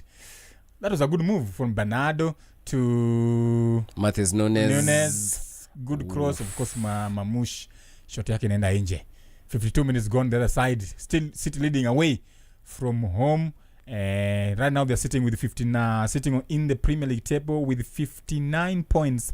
Just 2 behind Arsenal, who are playing Chelsea tomorrow at the Emirates Stadium. Talking about Arsenal versus Chelsea are lacking key players in Marco Correa will be out injured. Levi Colwill, of course, is out injured the whole of the season. Yeah. We have Jeremy Gittins as well, who's out injured tomorrow. Of course, Gittins is not key. Wesley Fofana suspended after getting that red card against Burnley. Alafu we also have Estevao. We should out injured. I think Fofana we should sell those. Sell. It's a chance to BVP. You don't miss those ones. You don't miss such what critical chances. What are they doing? By the way, Julian Brandt alitoka. Yuko. Lacha tuangalie bench. Yuko Brandt. I don't know if he's injured. Ako bench. Yeah. Julian Brandt. Oh, that was another fantastic. And even Grass is on the bench. I think they've just decided to preserve their players wakuje those key moments of the game. And it's very nice to see Musiala back in the after dangerous injury. Is very nice to see. Musiala is one of those young players who have a joy to watch. Chelsea. Of course, Chelsea. Former Chelsea. And I think anaweza pata a few minutes here. That is Josh. Anaitwa Joshua Musiala. Jamal Musiala. Jamal. Then of course Nicholas Jackson can come, and even Guerrero can also come. Carl can also come. Yeah, Carl, I remember. I don't know why he's starting on the bench because he's a very, very, very creative midfielder. Kuna time alikuwa na banging goals, creating chances for Bayern Munich. Sijui mbona anaikuwa bench sahi. Yeah. Because I remember alisema anaweza taka kuchezea Real Madrid. Everybody wants to play for Real Madrid. I think after hapo sijui mambo ndo aliambiwa tulia. Akaambia wewe yani uko big club na bado una dream for Bayern for Real Madrid. Unakumbuka Madada akisema the same thing? Madada alisema Kelly Madada alisema he would love to play for Gor Mahia. Yeah, which is the biggest team in Kenya? Shabana right now.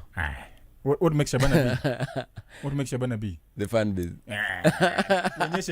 Tuonyeshe kombe. Ndio tunashinda this season. Unajua hiyo kombe ilifanya hata Lazy Band atoke AFC aende Gor. He was promised. Aliambiwa at Gor there are high chances of winning something. Na kuna hiyo. Leo nimemwona akicheza. Alianza by the Bayern Munich misses a sitter. And that is Upamecano. He's injured. Is it the goalpost, That's a sitter. Good cross from, was it Joshua Kimmich? Not really. From Serge Gnabry. Alafu akajigonga kwa post. Just needed a tap in, really, Upamecano. That's a nasty injury. Upamecano. And he hit the places I don't want to talk. Running, The places hit I don't want to say here. But that is a chance that has gone begging for Bayern Munich against Borussia Dortmund. Having played 51 minutes now, added to 52. Still BVB leading by 1-0. A header from Nico. Hiyo jina yake inanisumbua. Scholterback. I look at the yellow wall. Wako fun. Fans are having fun. What a stadium. Angalia the number of fans wako hapo nyuma ya. It's a stadium vibes. The signal iduna ba. Watu wakeroka wamesema. Signal iduna back. Iduna bag. We shall rename it signal iduna back. Job, you see Job. Ni Emecha. Anafanana Job Bellingham. Joe Bellingham is a very good player by so Job ako bench, Brandt ako bench, Girassi ako bench, Maya ako bench. And I think those are very star-studded bench. But Maya is the goalkeeper, so I think it might not come now that Kobel is not injured. But I think that's a very good bench to have, considering a game of this caliber. You would want to see Girassi obviously come in the dying minutes, at least anaweza put in a goal. Yeah. You have Julian Brandt, you have Joe Bellingham, very very good players on the bench for BVB. Yeah. Now it's there, it's for them to go and score a second, kwa sababu sasa angalia this half we've seen, and this half is Bayern who have been threatening another chance, and we talked about and Hurricane. you know who And we talked about Hurricane. We said he just needs one chance. And he got the chance. Again, where was the BVB defense? Because Sarge had all the time to, add the ball down. For Hurricane. And an easy goal for Hurricane. Easy. You don't leave Hurricane in such situations inside the box. Yeah, that was a very easy goal to concede. Now, wasipochunga we might see goals galore here. Borussia Dortmund defense all over the place. Yeah, no offside there. Kane just scored from... that was a good ball from Joshua Kimmich to find Serge Gnabry, added it down to Harry Kane, just needed a tap-in using his left foot. And Kobel couldn't do anything, really. Yeah, really. You can't blame the goalkeeper there. So it's 1-1 at the Signal Iduna Park. This is a stadium that the yellow wall is never being silenced in Atakamona lose. They are never silent. They never go silent. Yeah. And I think Gor Mahia needs to learn from this. Squeezing on mkona two factions that... And there's a chance for BVB. Let's see. Oh, yes! That was close. And this is the type of football we want to see. End-to-end football. Yes. That was close from BVB. Ooh. I think it took a lot of time akakuwa narrowed down. By the defense. Akinata and of course Upamecano. And I think he's been really missing a lot of chances. If that ball ingepata Giras in the same position, ama Hurricane in the same position, tungekuwa tunaongelea different situations sahi. And Manchester City on the attack, stopped there by the Leeds defense. Wait, Semenyo ndio anako number 9 leo? Aya, BVB unataka again. Bad broken pass. Down. Yeah, so I think now it's a kind of end-to-end. But now this situation of end-to-end is also in exposing BVB. Because they will go all out to attack, then wanaacha nyuma, watapigwa. Sa Adayemi, piga pass, piga simple pass. Just pass. Nini nasumbonga wa players? They don't want to release the ball haraka. Selfishness. But there are 8 players who overhold the ball. Mimi ningekuanga coach, the moment you hold the ball that long, ni immediately unakaa bench. I think there are few players who are allowed to hold the ball for long. Yeah, when you're a ball carrier, if you are Cristiano, because you know what you want to do with the ball, you can create something special, like in a Hazard. One of the reasons why Barcelona, Barcelona ya Pep was great. Hawakuwa na hold the ball sana. It was only Messi. One touch football. Kwanza Iniesta, Xavi and Busquets wangekufrustrate na those short passes. They were never holding the ball too much. Good pass. BVB. Oh yes. That was close. That was close. Bayern mimi niko napelekwa Germany. How many chances has this guy missed? Can we go back to this illustrated quote tunasema Leeds versus Man City? The Leeds missing a lot of chances. Ni baya. Isakona? Ni baya. Ni German. Bia ni nini? But the ref kam kazi yake ni gani?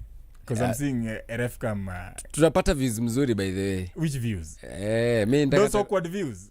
Yeah, at least we're getting from his perspective. You know, we bash the referees a lot when they make some very dubious calls, because sometimes we need to understand. Oh, what did they Olise, you don't miss. Olise amemiss a chance that amepewa. Unaona sasa in a derby. Mecha.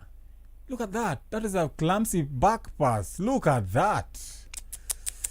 That and then Olise, very costly mistake Olise from converts Mecha. like a rugby game. And this is now kind of 50-50 game, because Bayern are pressing, BVB are also pressing. On the other side, mukiona tumenyamaza game ya Man City versus Leeds versus City, nothing really to report on the other side. Nothing much. City still leading by 1-0, a goal that was scored in the first half by Semenyo. Kama uko na Semenyo in your FPL squad for this weekend, na I'm pretty sure nyinyi munakula vizuri. Na watu wa Haaland? But they're talking of FPL bana. Ile time nimetoa Thiago wa Brentford ndio anafunga. Wewe ndio swara. Surely. Ile time nimetoa huyu striker wa Everton anaitwa Barry ndio anafunga. Ile time sasa nimeamua wacha niweke Thiago yule defender wa Newcastle United ndio wanapigwa. Ana concede bao 3 as a defender. Oh yeah. Mama Mush, that was close from Manchester City. Wapi?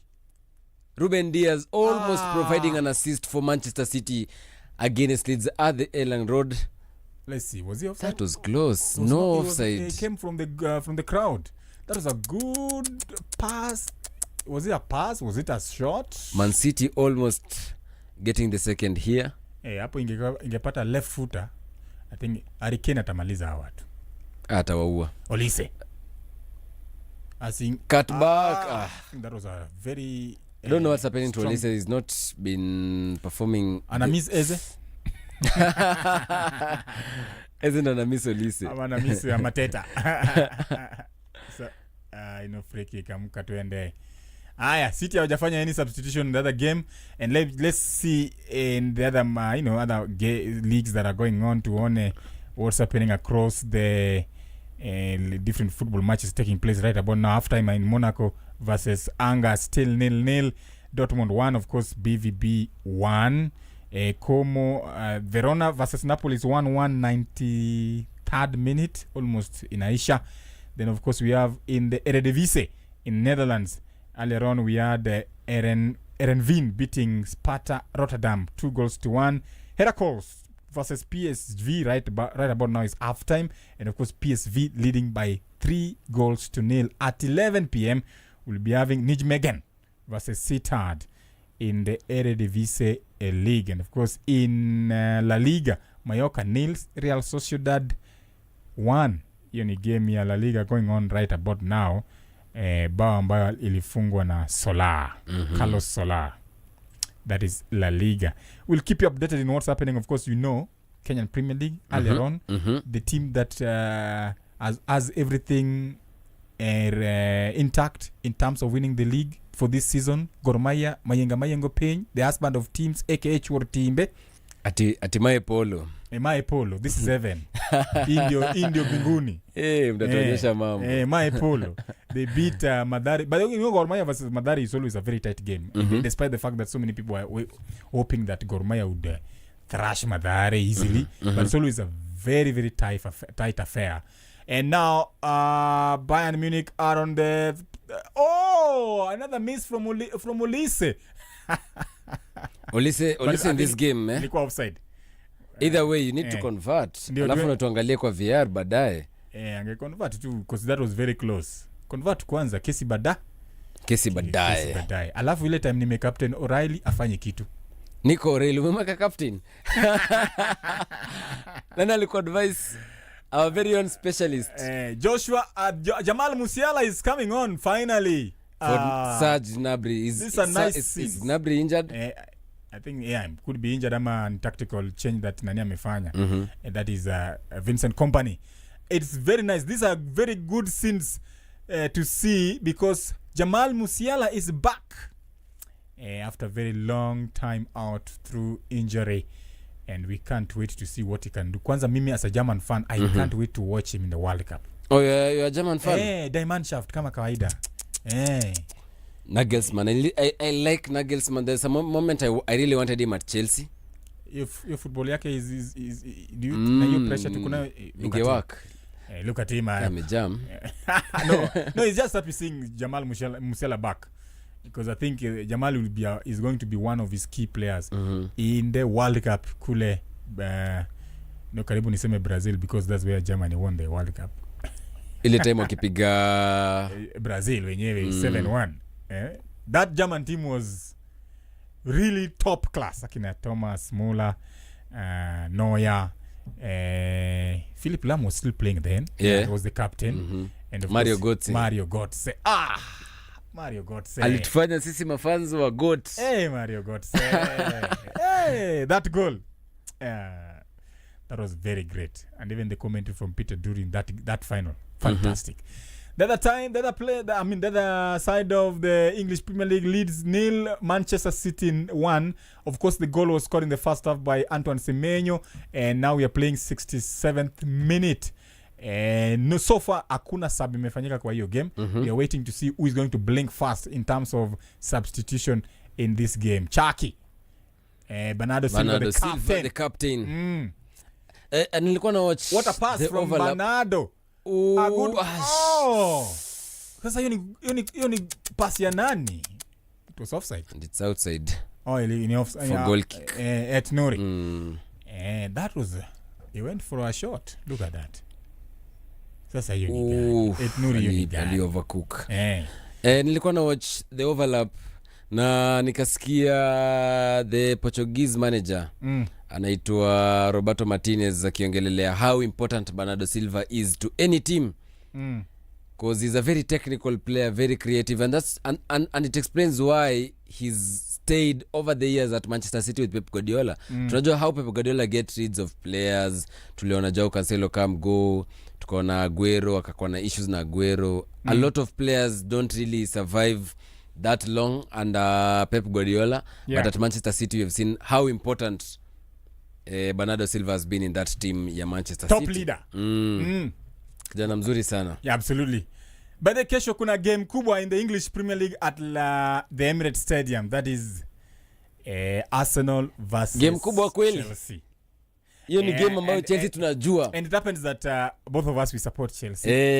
And there's always that thing at Chelsea versus Arsenal, support team yako no matter what.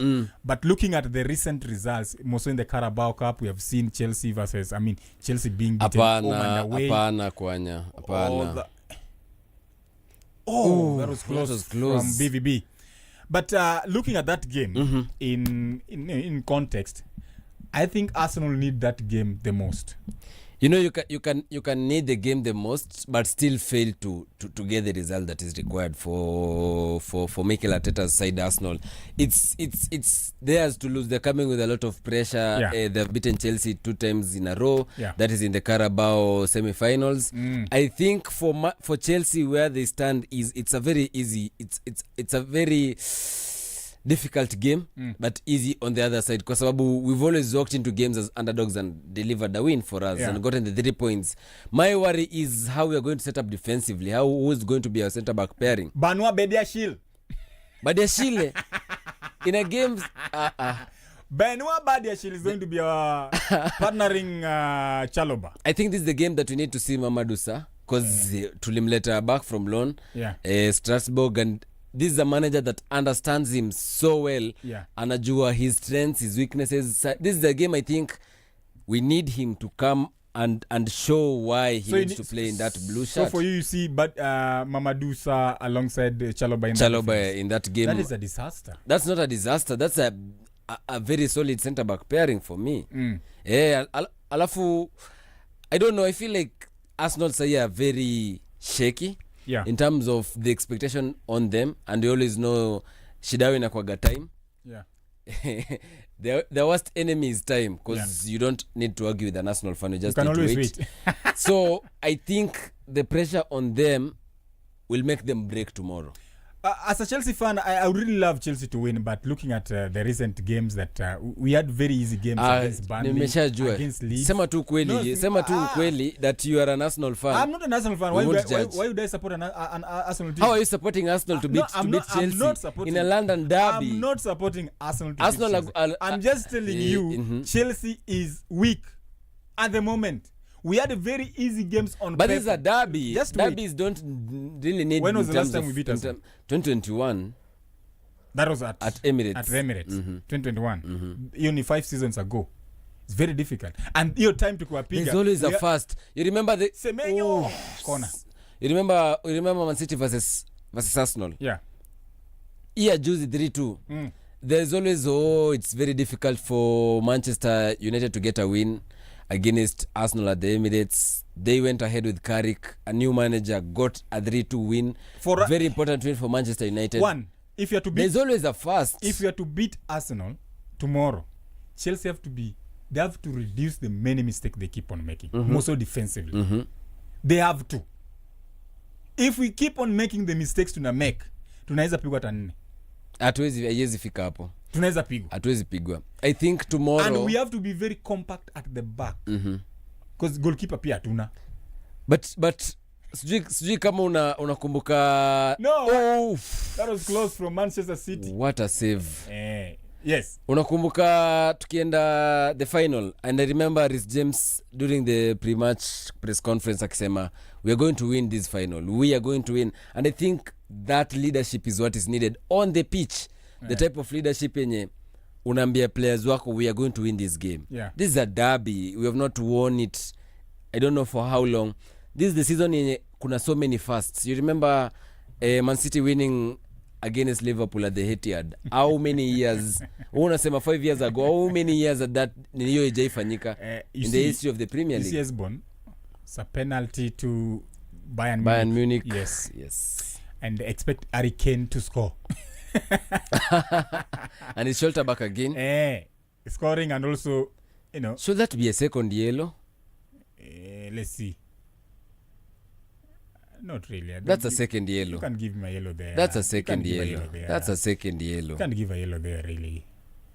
Akasema that was ilikuwa kidogo sana. But it's a penalty. It's a penalty. Yes.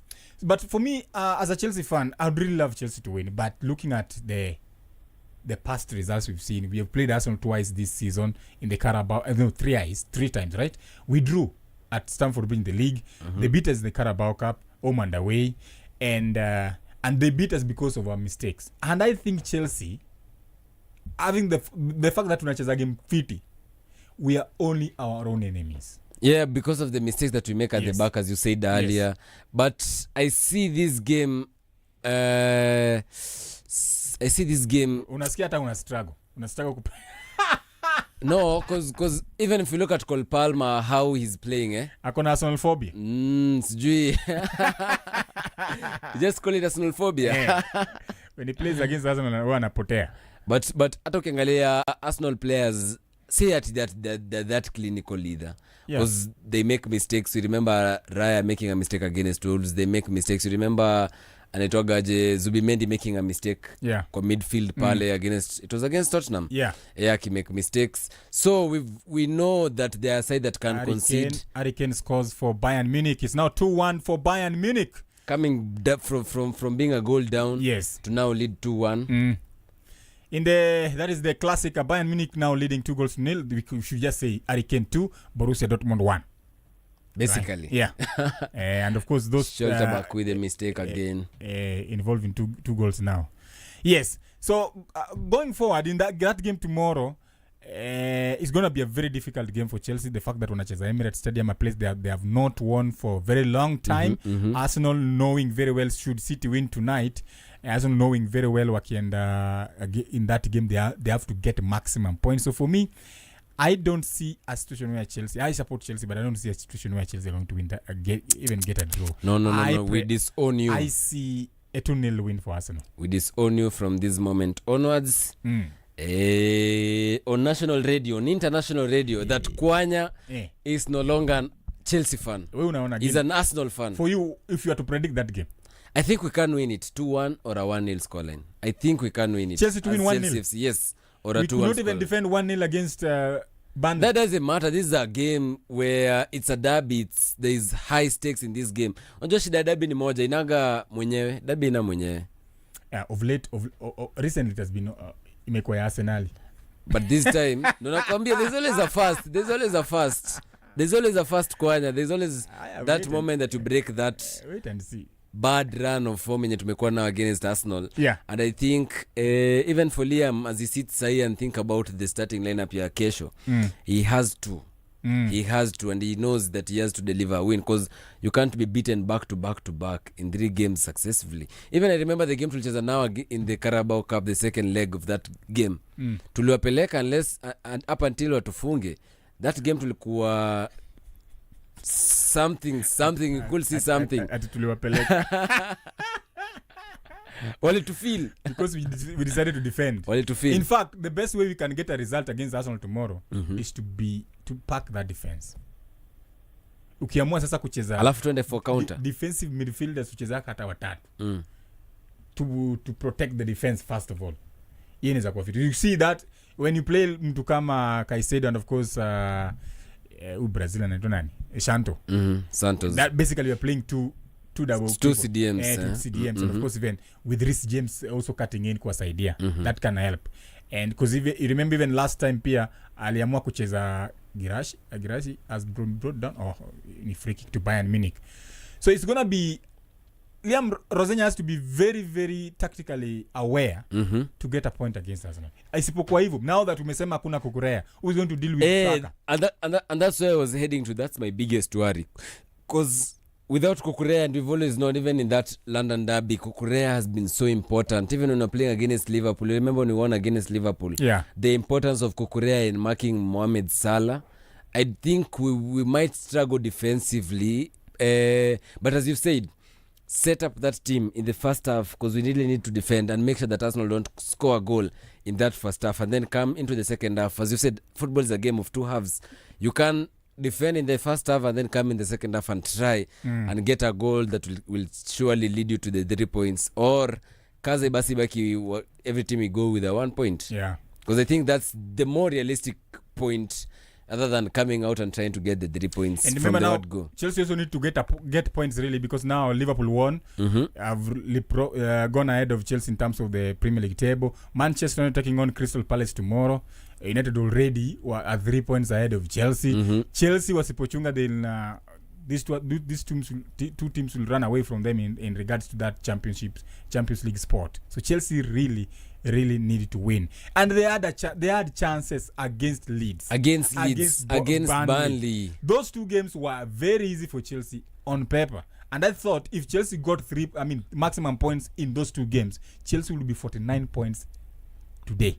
Sai tungekuaga above Manchester United. There's a stat that I was seeing that Chelsea have lost, I think, 17 points from winning position. That talks about something. So 17 plus 45, tungekuwa tuna challenge Arsenal sai. Challenge ama tungekuwa top of the table. Tungekuwa top of the table, tunashinda hii kitu. Chelsea will be 62 points now. And that's where I think Chelsea, we need leaders in that team. We need experienced players in that team. Because if you think about it, you can't be losing 17 points symbolic of a team. The football tunacheza, I think pia zingine na ball, because we are just kicking the ball. In fact, nowadays I call Chelsea as ball kickers, just kicking the ball and not threatening. I like a situation when Lampard used to have the ball but threaten. Lampard anapata bola, shaona Drogba sha make move yake. Lampard anapata bola, shaona Ian Robben asha move ball. Sahi Palmer anapata ball bado anataka kudidali nayo, wasting time. Joe Pedro anataka kukaa na ball for minutes. And you see, for Arsenal, don't have such kind of players. Wanapata ball on a pass. Declan Rice anapata ball on a pass. But pia wamekuwa kistruggle, to be honest. Pia wamekuwa kistruggle. They have been struggling, but they're still top of the table. You can't top of the table. This is a team yenye ilikuwa na 9 point gap. Bottlers na unasema Mgala Mu yake mpe, they're still top of the table. Hakuna kitu nampea hapa. These are guys who are 9 points gap. Hii game ni draw. Kesho City versus Leeds, because Leeds are creating chances. It's the 80th minute, and I think if I were Pep Guardiola, I would substitute a defender in, because you can see how many chances they are conceding right now. Leeds are on the offensive side. They have a throw-in that Ampadu is going to take, a long throw. Wameamua sasa ni Ateta ameharibu ball, atumie towel. So Ateta ameharibu ball, but hizo si hata Rodri Dillap used to do that. Rodri Dillap is the inventor of long throw. There's nothing Dillap learned from him, from his father. He's just anapiga ball pale tumbo inaangalia. Kama kuna player kwa under pressure at Chelsea ni Dillap. He's not scoring, he's not creating. He came in as a replacement to Nicholas Jackson. In fact, Chelsea kama tunge buy Joao Pedro, I think would be very worse. Tunge struggle hapo mbele. Will be very very worse. Daniel James came in for Bogle. In the 76th minute, alafu Nonto came in for Grave, alafu tukona pia Lucas Mencha, another Mencha, but for Leeds came in for Aronson. Elsewhere, Manchester City pia walifanya substitution. Omar Mamush came out for Savinho, alafu Tijani Reinders came in for Nico O'Reilly. So, Captain wako ameenda. Sasa sijui utapata point ngapi. Hivi Kenono kipata 6 points. Captain wangu ameshatolewa. Pep Guardiola surely. Ni mbaya. Ananifanya mabaya sasa. Ajali bada. Ajui kama kuna managers wengi wanataraji targeting points, but of course that's the danger of ukiona player na perform this week. Then next week unamchukua. ni mbaya, unakula nje. But I think for Manchester City they need to score another goal.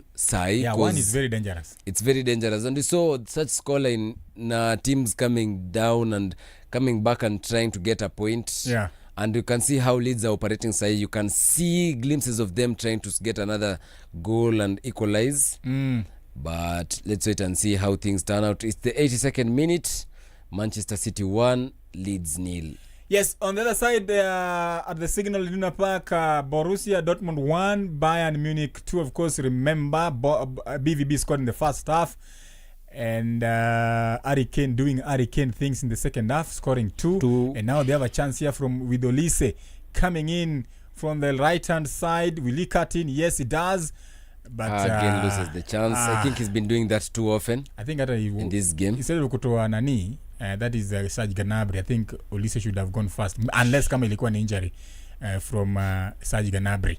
I think he should be the one who's sacrificed because he's not creating chances that we know him for. He's struggling in this particular game in the derby. Yeah. But other than that, I think Bayern Leverkusen. Why is Bayern Leverkusen in my mind? Bayern Munich are creating chances. Ni vile nataka wapige Arsenal in the Champions League. Ukona mali mistake. Now with this, should Bayern win, they are going to go like 11 points clear of BVB. Imeenda hiyo.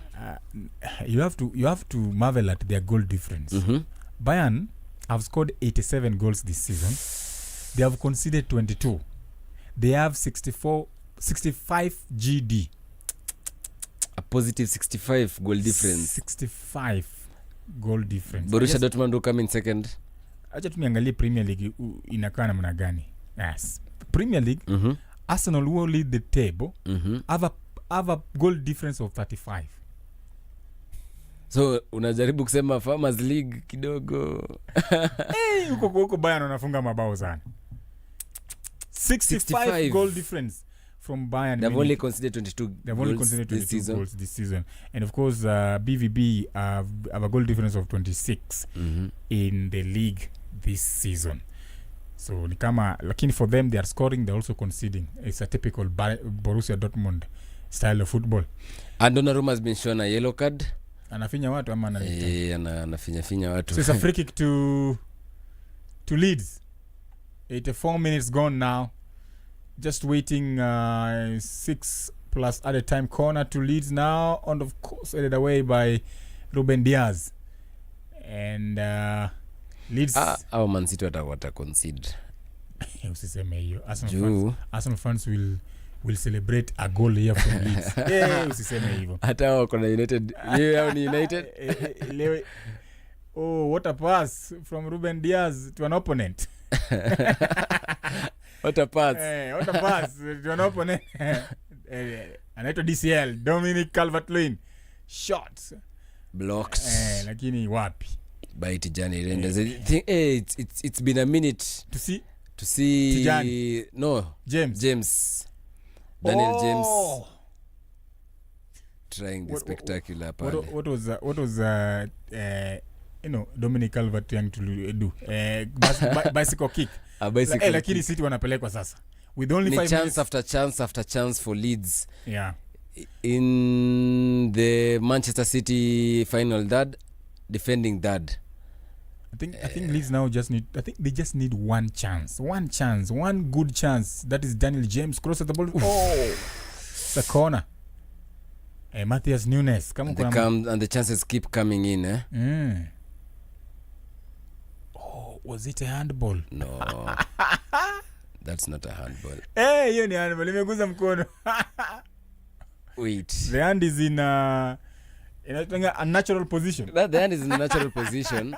Plus it's being pushed. The hand is flying huko juu. Plus it's being pushed. Mkono inafanya nini huko juu? But I think the ref says no. No penalty for Leeds. Na wanafanya substitution. And I think sasa hizi substitutions za kutafuta sasa a point. Justin goes off and Rodon also goes off. Double sub for Leeds United. Of course, Piroy coming on. And of course, Bijol is an equalizer. It's an equalizer. Kule BVB. Svensson. Imekataliwa. imekubalika. Imekubalika. Ama ni wenzake wamemwambia. Wenzake anamwambia turudi. Haina haja kucelebrate bana. Tuende tuongeze ingine. We need maximum points. You know, I was wondering, he has gone to the corner to celebrate and nobody is coming through. So these guys are telling me, Buddha, umefunga, but we still have a game to win. This is a derby, bana. This is a derby. We still have a game to win. Come. And let's see. Bayern concede. That is a very easy goal to concede. Upamecano alipatikana ball watching, bana. Yeah. Defending like Tosin Adarabio. That's the perfect example. Perfect example. Ake coming on for Manchester City to defend this corner. Ulisema Pep needs to do a defensive substitution. Ni kama amenisikia Ndio hiyo sasa. Akona link. Anaweza sifunga hapa uji hapa ushangae. Aya, Svensson scoring for BVB the other side 2-2. That was close from Leeds. Even Daniel Farker can't believe that they missed that chance. That was close. And even City players were also surprised. Karibu Donnarumma amalize defenders wake. What are you guys doing? The guy had the chance. Aya. Sasa hii game I think I still believe kuna bao hapa. That is Joshua. No. Yule alikuwa Liverpool alikuwa na nani? Diaz. Karibu afungie Bayern Munich a third goal. I think we now have a game here for the next 6 minutes in the De Clasica at Signal Iduna Park. Bayern probing with Olise, Joshua, Jamal Musiala. Why do I keep on calling Joshua? Jamal Musiala. Jamal Musiala is a not corner. Marcel Sabitzer. I remember his stint at Manchester United. Mafans of Manchester United were not really happy about his performances at United. But sahi tunaona him putting in performances for Borussia Dortmund. It's the same thing Timo Werner alikuja Chelsea, akiwa Leipzig alikuwa fit, he was scoring goals, he was a sensation. But when he came to Chelsea, he was something else. Kai Havertz from Bayer Leverkusen as well. I think many attackers struggle. Kai won the Champions League. Won the Champions League, and then after that? I think Kai was averagely good, if you ask me. It was not that bad as compared to... But he was Timo. not doing, because we signed him for 70 million pounds, if I'm not wrong. Yeah. Did we make profit by selling him to us? Yeah, 60 something. It was that profit, but he won us the Champions League. That was good. That was good business from Chelsea. Won us the Champions League. I think that's so important for us as Chelsea fans when you think about it. BVB on the attack here. Watafanya nini? Patiana Girassi. Girassi almost made it 3-2. I remember Girassi akichezea timu ya inaitwa Rennes. Chelsea against Chelsea in the Champions League 2021.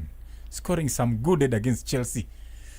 86th minute now. Look at the fans. Wow. Kuna tu fan na watch ball. Cheki. Hajakuja ku watch ball. Amekuja sherehe. Hata juu nini inaendelea. A long throw from Leeds United. And City clear. City are not even playing at nice. Just clear the ball kutoa uchafu. 6 minutes added at Elland Road. City still leading by 1 goal to nil. And of course, Leeds are attacking upon attacking. And vile tumesema, they just need one chance. Just one chance. Another good cross from Daniel James. But Daniel James doing Daniel James things. 600 minutes. Yeah. Manchester City versus Leeds at the Elland Road. It's the 90th minute. Mambo imekuwa ngumu pale. You can see how Pep is very animated, trying to make sure that they secure the 3 points in a game. 6 minutes to go. Very tight game. Yeah. Leeds are creating chances. Pia I think he's very worried. Nani? Pep? Because ameona danger. Yes, Joshua Kimmich, left-footed. It's 3-2. Joshua Kimmich scoring for Bayern Munich and making it 3-2 for the Bundesliga champions, and of course the would-be champions, really. Borussia Dortmund can't defend. They are doing BVB things. They are never known for defending. That is BVB. Can never defend. Will never defend. Such a simple goal to concede inside even the box. If they are leading 1-0 na wanajua they need to see a game off, they will never defend. BVB can never defend. BVB, producer nakupenda jamani. Producer. Hey. I don't know, letewa match. Huu ni fan wa Arsenal atezi.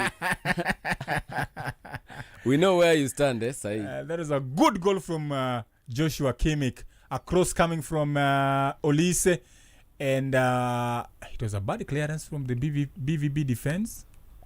Let's see it again. Yeah, bad clearance from Jersey 7.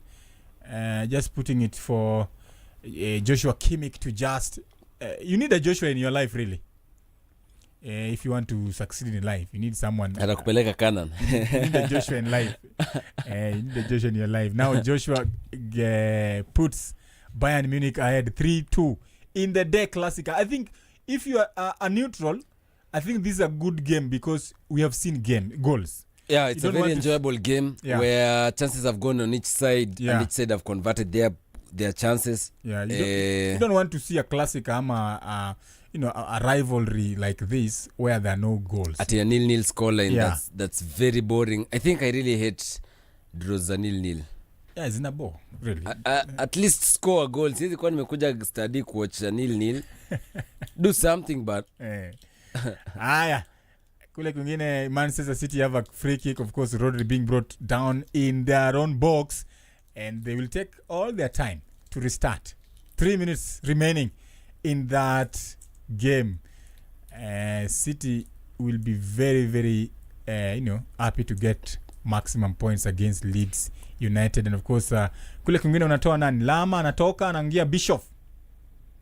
I think hizo ni subs za quest time. The quest time. Company just managing the game now. Game management. Yes. Let's see kama kuna any other thing in other games happening. Of course, in the championship, because now that we have interest in the championship, really. Charlton Athletic beaten at home by Wrexham. Remember that game had Collins change coming on. Was it around 13th minute? Because there's a player was injured. Akaingia, but sadly they lost 1-0 against Wrexham. And Coventry City beating Stoke City 2-1. Frank Lampard. I think Coventry City will be promoted to the Premier League next season.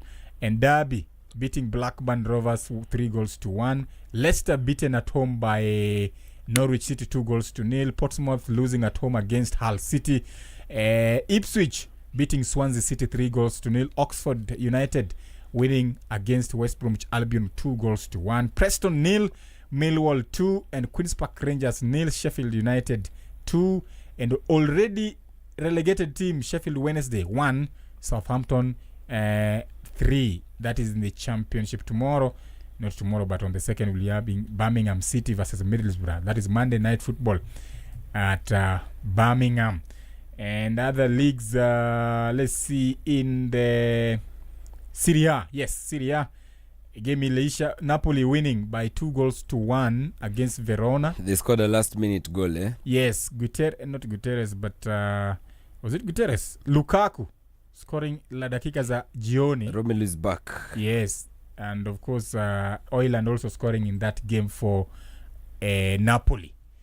Napoli really needed to win that one. Of course, that team that is being coached and managed by Fabregas mwenyewe, Como, beating Lecce by 3-1 earlier on in the Italian Serie A. Coming up at 10:45, we'll be having Inter Milan versus Genoa at Giuseppe Meazza Stadium, Mama San Siro. Niseme hivyo. Kule wameongeza dakika ngapi? 5. Oh yeah, I think Manchester City now have only 30 seconds on the clock. Hii inafaisha hivi. Hii inaisha. Na niko na Donnarumma if I'm not wrong. So akipata clean sheet itakuwa fiti. Hata ukiwa na yeye shida ni pali place kwingine. If the game ends this way, which is only 15 seconds away, Manchester City reduce the gap to 2 points. 2 points in the Premier League table. Arsenal, are they bottling? Not bado. Tukiwapiga kesho ama tukitoka vile tutawapiga kesho. Ngoja hiyo. Yote nani atakwambia tema hiyo mati. Nyasha atakwambia hiyo. Joshua Kimmich off Goretzka. Liam Goretzka is on for Bayern Munich. Goretzka, one of the fantastic midfielder. I really loved him. Akiwa pale Shaka ama akiwa hapa pia Bayern Munich. In his prime at Bayern alikuwa control that midfield, and it's game over. Yes. At Elland Road. Manchester City won. Semenyo with the lone goal. Yes. Leeds United 0. That's a very fantastic result if you're a Manchester City fan. And of course, Daniel Farke has been red carded for complaining. Amepewa red card. After game imeisha, amecomplain sana. Hadi captain Ampado amekuja kumwambia calm down Gaffer, calm down. He might have said unpalatable words. What a show! Corner to Borussia Dortmund.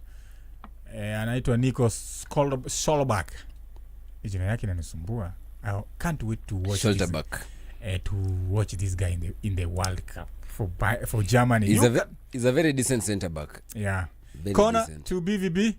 And it ends there. So let's just see the Premier League games that are coming up tomorrow, because kesho kuna plethora of matches coming up. Tomorrow we have Brighton versus Nottingham Forest at the Amex. Fulham taking on Tottenham Hotspur at the Cottage. Then of course Manchester United at Old Trafford will be hosting Crystal Palace. And of course the big game tomorrow will be Arsenal versus Chelsea. This game reminds me of Didier Drogba, always finding a way to score against Arsenal. But of course, let's not live in that era. Didier alishacheza akaretire. Akamalizana nayo. So kesho, it's a very big one at the Emirates Stadium. Both teams really, if you ask me, they need the 3 points. Arsenal need the 3 points to, continue having that 5-point gap between them and Manchester City. Chelsea need the 3 points to keep up with Manchester United and of course Liverpool in the race for Champions League next season. So it's not very very easy. And of course Chelsea need to win because team kama Aston Villa wameanza ku drop points. So the Blues really need to win because now they're sitting with their 45 points at the moment. Should they win, they're going to have 48 points, equal on points with Manchester United and Liverpool. Yes, but we'll have an advantage when it comes to goal difference for Chelsea FC tomorrow if they manage the win against Arsenal. Yeah, which is very difficult.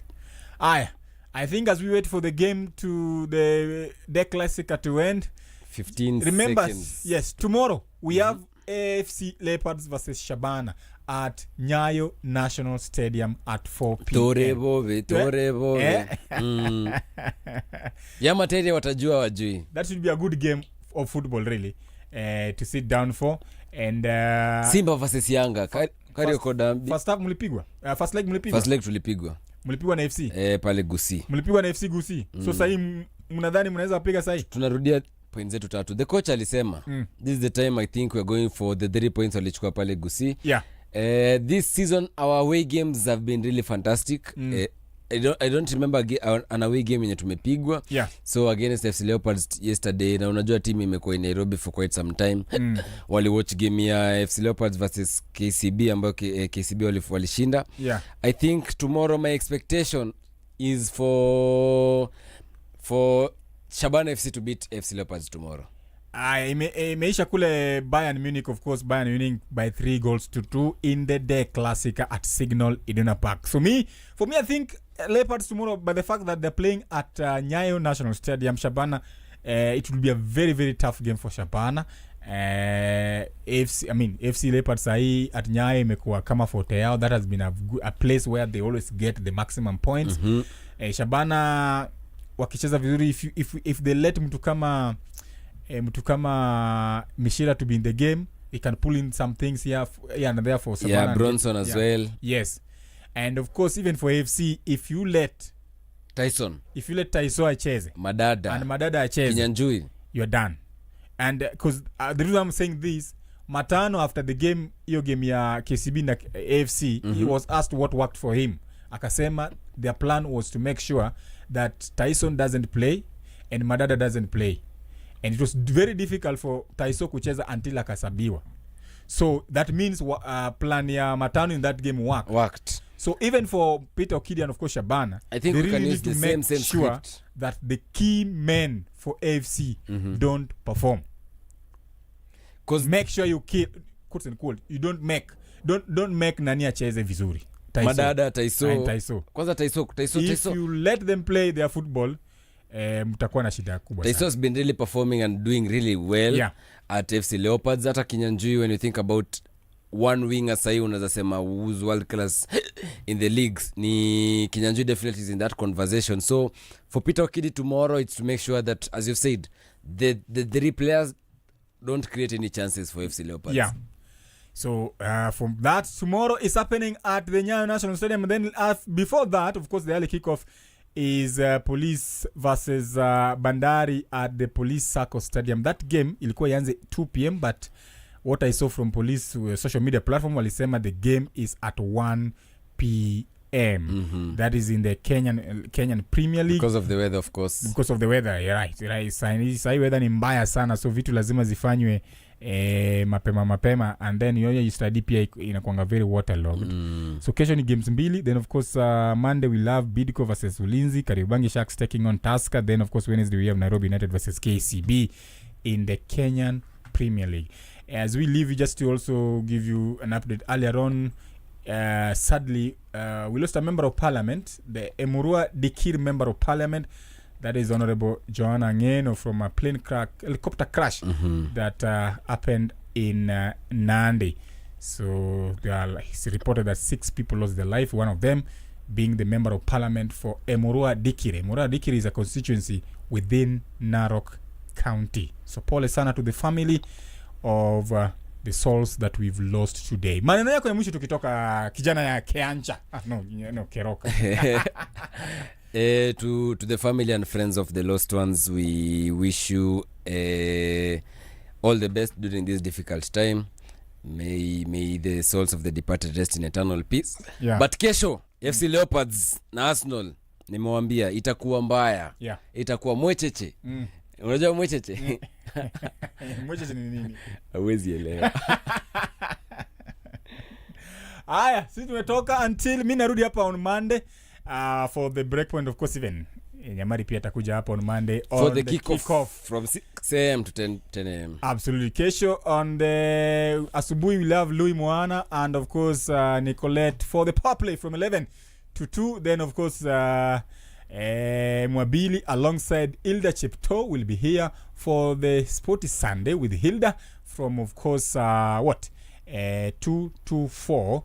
And then Diamond and Nyash will be coming here to watch along Shabana versus AFC Leopards. Then after that, is the games in the English Premier League, Manchester United versus Crystal Palace. Then after that, the big one for the weekend is the Arsenal versus the world champions Chelsea. See you then. Take care. Be safe.